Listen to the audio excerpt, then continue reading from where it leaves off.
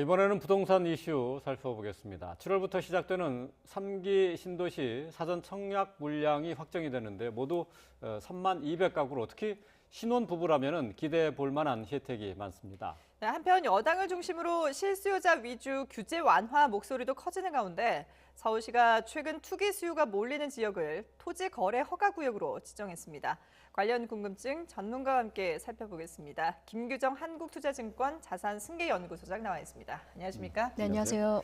자, 3기 신도시 이제 청약 물량이 얼마 전에 발표가 되는데 어디에 얼마만큼 나오는 건지 한번 좀 살펴볼까요? 네, 발표된 대상 지구는 총 30곳입니다. 네. 올해 하반기 7월부터 10월, 11월, 12월 네 차례에 나눠서 총 3만 200가구가 공급이 되는데요. 네. 3기 신도시 9,400여 가구를 포함해서 수도권, 서울하고 가까운 수도권 인접 지역의 지구들이 포진해 있기 때문에 서울에 출퇴근을 하시면서 가까운 경기나 인천 지역에서 공공분양을 좀 저렴하게 받아서 내 집 마련을 하시려는 무주택 세대주, 세대원 분들의 관심이 많을 것으로 예상이 됩니다. 화면에 보시면 최근에 신도시 발표된 곳 중에서는 관심이 높았던 하남 교산지구라던가 고양 창릉지구, 또 성남이나 의왕, 과천 같은 서울 남부권에서 가까운 지역들이 상당 부분 포함돼 있어서 네. 지구별로 공급되는 물량들은 다 개개별로 이제 차이가 있습니다만 네.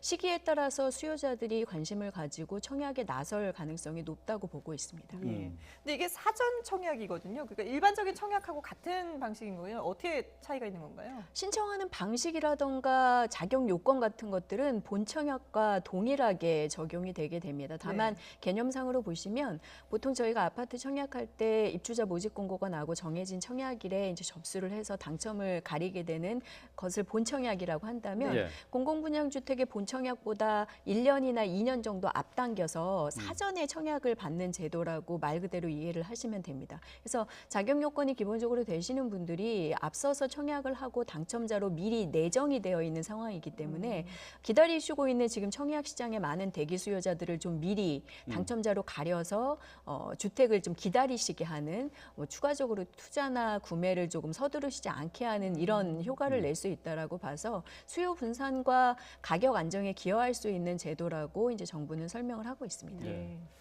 사전 청약이 당장 7월부터 이제 시작이 되는 거죠? 네, 맞습니다.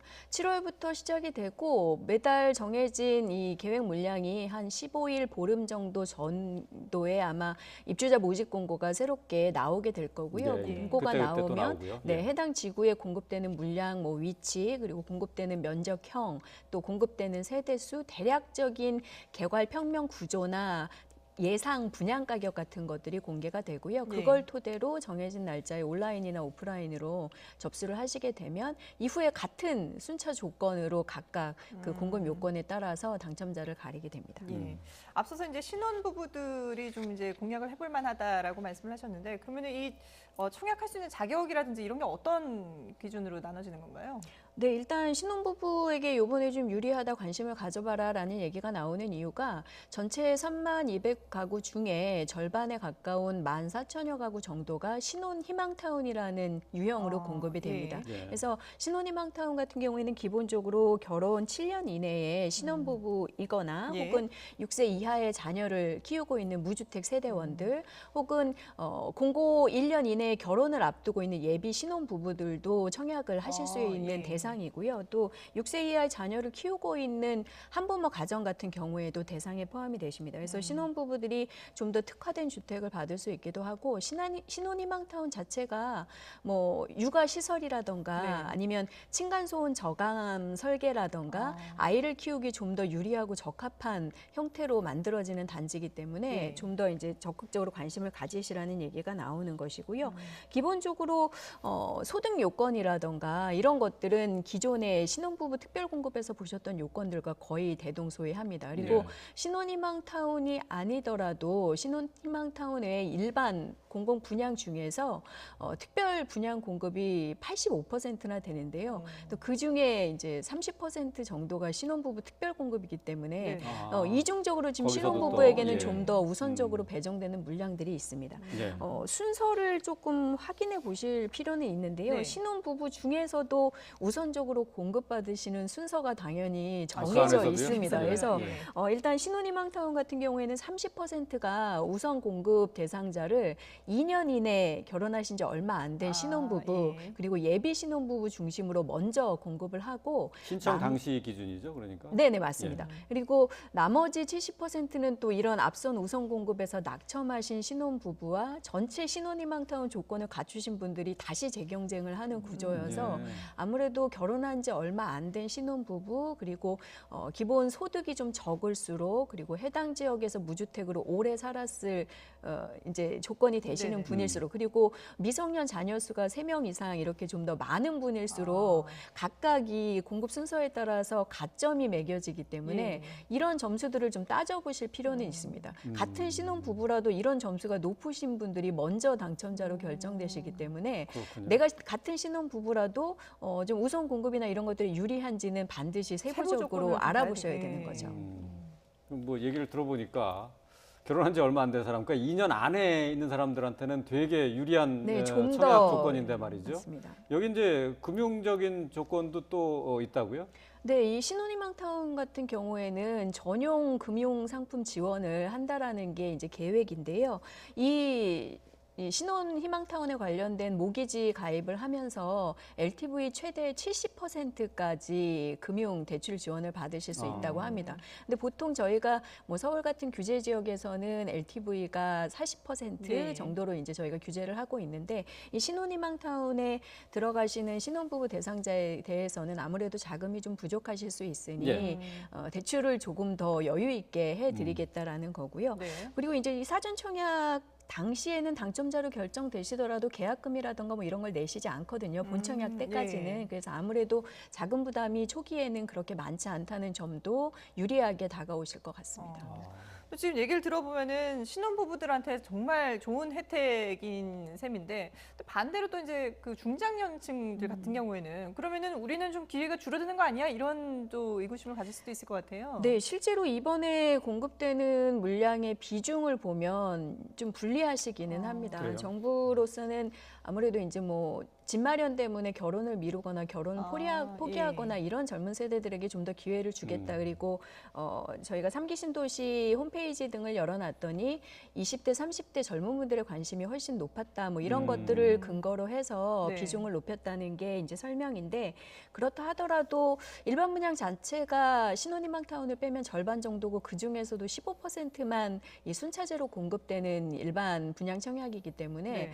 좀 청약 저축을 오래 부어오신 장년층 분들에게는 기회가 좀 적게 돌아가긴 합니다. 그래서 이런 분들의 경우에는 비중이 적은 만큼 세대수 공급이 좀 많은 지구들을 선택하셔야 그나마 좀 공급 물량이 좀 더 많이 배정이 되실 수 있을 걸로 네. 보여서 뭐 아쉽긴 하지만 그 정도를 일차적인 전략 팁으로 생각하셔야 될 것 같습니다. 네. 뭐 신혼 부부들에게 이제 대폭적인 혜택을 주는 그런 뭐 저기 주택 공급 정책이 될 텐데 말이죠.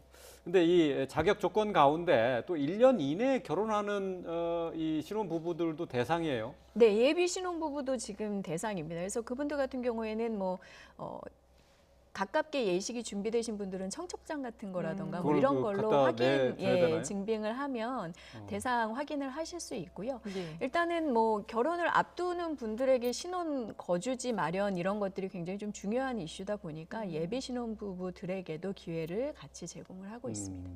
근데 그러다가 또 저 계획대로 결혼을 하지 않는 경우는 그러면 당첨이 취소됩니까? 그럴 수 있죠. 그리고 이 사전 청약에 당첨이 되셨다 하더라도 다 잘 아시겠지만 기본적으로 이 사전 청약을 하신 당시에 무주택 자격 요건은 본 청약과 실제 준공돼서 입주할 때까지 쭉 유지를 계속 하셔야 유지가 돼야 되거든요. 되고. 그래서 예. 그동안 혹시 중간에 집을 사시거나 이렇게 되면 자동으로 사전 청약 당첨은 포기하시게 되는 게 되겠고요. 예. 이 사전 청약 같은 경우에는 다른 곳에 사전 청약을 또 당첨자가 하실 수는 없지만 방금 말씀 나눈 것처럼 뭐 다른 지역에 본청약이라던가 예. 공공분양 본청약이라던가 일반 주택을 개인적으로 뭐 개인 간에 사고 파는 이런 거래 자체가 막혀 있는 것은 아닙니다. 그래서 선택적으로 하실 수는 있는데 네. 다만 정부로서는 이번에 이제 위치들도 좋고 이 사전 청약 공공 분양들이 분양가 상한제 적용을 받아서 확정되는 분양 가격이 주변 시세보다는 저렴할 것이기 때문에 예, 예. 당첨이 되면 무리해서 이제 뭐 좀 투자하시기보다는 기다려서 입주를 하시는 쪽으로 계속 안내를 할 것으로 보입니다. 근데 이 기간도 좀 궁금해요. 그러니까 사전 청약을 하고 본 청약을 또 이제 이 계약금을 내는 본 청약이 또 따로 있잖아요. 네. 그리고 그다음에 이제 입주하는 것. 이 기간은 어느 정도로 각각 잡아야 됩니까? 지금 발표된 30곳들 기본적으로 지구는 지정이 되어 있고 이제 보상 작업들을 진행하고 있는 곳들이 대체로 1차적으로 30곳이 추려져서 이번에 발표가 된 건데요. 네.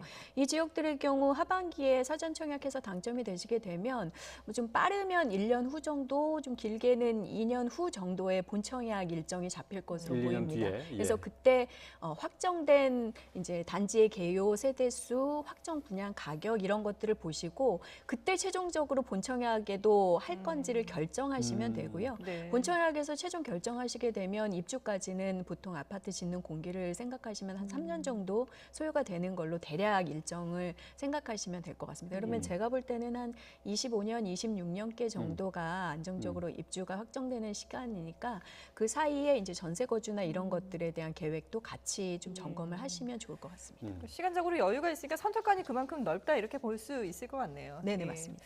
자, 그런가 하면은 지금 또 이제 여당을 중심으로 해서 무주택 실수요자에게 이제 좀 제도를 완화해줘야 된다 이런 목소리들이 커지고 있거든요. 근데 그동안의 정부 기조와는 좀 다른 방향의 목소리 아니겠습니까? 네, 지금 말씀하신 실수요자 대상의 대출 규제를 조금 집을 살 수 있도록 네네. 완화해야 된다라는 내용들, 또 그리고 부수적으로 세금에 대해서도 1주택자에 대해서는 부분적으로 좀 완화나 조정이 네. 필요하다라는 여러 가지 의견들이 흘러나오고 있는데요. 당연히 기본적인 이제 대출이나 세제를 규제했던 방향과는 조금 배치되는 부분이 있기는 합니다. 그렇죠. 근데 다만 시장에서 다주택자들의 추가적인 투기적 거래를 막고 가격 안정을 시도하는 과정에서 1주택자들도 너무 세금 부담이 갑자기 늘어났다라던가 혹은 무주택자들이 대출을 통해서 집 마련하기가 가격이 오르기도 네. 했거니와 너무 어렵다는 이제 지적들이 나오다 네. 보니까 적어도 실수요자에 대해서는 조금 검토가 필요하다라는 이런 공감이 좀 생겼다라고 보여지고요. 그런 부분들이 이제 여당에서도 좀 흘러나오고 있는 상황으로 이해하실 수 있을 것 같습니다. 네. 그러니까 이 실수요자를 중심으로 해서는 이 대출 규제를 좀 이제 완화해보자 하는 뭐 그런 움직임이 있는 건데 말이죠. 근데 더불어민주당에서는 여기서 한 걸음 더 나가서 한국은행에 대해서 금리를 좀 낮춰줘야 되는 것 아니냐 하는 그 요구까지 하고 있어요. 근데 이러다가 또 대출 수요가 한꺼번에 몰리면은 또 부동산 시장에는 위기가 올 수 있는 것 아닙니까? 네, 지금 사실 시장 금리가 오르면서 주택담보대출 금리들이 조금씩 오르고 계실 네. 거예요. 그리고 고정금리가 아니신 분들은 뭐 분기나 6개월 단위로 설정되어 있는 금리 이런 문자들 받아보시면 조금씩 오르셨을 거거든요. 그래서 이런 부담들을 실수요자들도 이제 체감할 수밖에 없다는 부분에서 이런 얘기를 하신 것 같은데 네. 일단은 지적하신 것처럼 금리에 또 인위적으로 또 개입을 한다던가 또 금리 인하 같은 것들을 좀 잘못된 시그널로 받아들이시는 투자자분들이 계실 경우에는 시장 불안 요소가 될 수밖에 없기는 합니다. 근데 다만 제가 개인적으로 볼 때는 사실 저희가 대출 총량 규제를 하게 되면서 총량 규제를 조금 수월하게 할 수 있는 방법으로 금리를 높이는 뭐 쉽게는 우대금리 요건 같은 것들을 좀 강화해서 예. 네네. 우대금리 같은 것들을 줄여서 금리가 결과적으로 높아지는 이런 케이스들이 최근에 좀 많아지고 있거든요. 그래서 그런 부분들로 규제를 하는 게 맞느냐, 뭐 이런 부분들은 좀 생각해 볼 수 있을 것 같아요. 왜냐하면 뭐 그 대상들이 대부분 뭐 무주택자나 이런 네. 실수요자분들도 많이 포함이 되어 있다 보니까 그런 부분에서는 은행권에서 자체적인 뭐 당국 가이드나 이런 거에 따라서 검토해 볼 수 있겠지만 뭐 정치적으로 인위적인 금리 조절 얘기를 하는 거는 조금 좀 잘못된 신호로 받아들이는 분들이 있을 수도 있다라는 부분은 좀 고려를 해볼 필요가 있습니다. 예. 예. 자, 그런가 하면 지금 이제 오세훈 서울시장의 부동산 정책도 상당히 이제 관심을 받고 있는데 오세훈 서울시장이 뭐 당선되고 나서도 그렇고 그 전부터도 이렇게 부동산 시장이 조금씩 이제 서울시 같은 경우는 반응을 보이는 경우들이 있었거든요. 그러다 보니까 이 서울시가 압구정, 뭐 여의도, 목동, 성수 같은 경우에는 이게 토지 거래 허가 구역으로 지정을 했어요. 아무래도 이제 가격이 좀 오를 기미가 보이니까 그 허가 구역으로 좀 지정을 한 거죠. 네, 지금 토지거래 허가구역 강남에 뭐 청담, 대치, 삼성, 잠실 네 곳이 지정돼 있는데 네. 이곳들은 계속 유지를 하겠다라는 방침이고요. 네. 추가적으로 압구정, 여의도, 목동, 성수 지역에 이제 주택지와 아파트들을 선별해서 지금 추가적으로 토지거래 허가구역 4개 구를 이제 확정을 한 상태인데 네.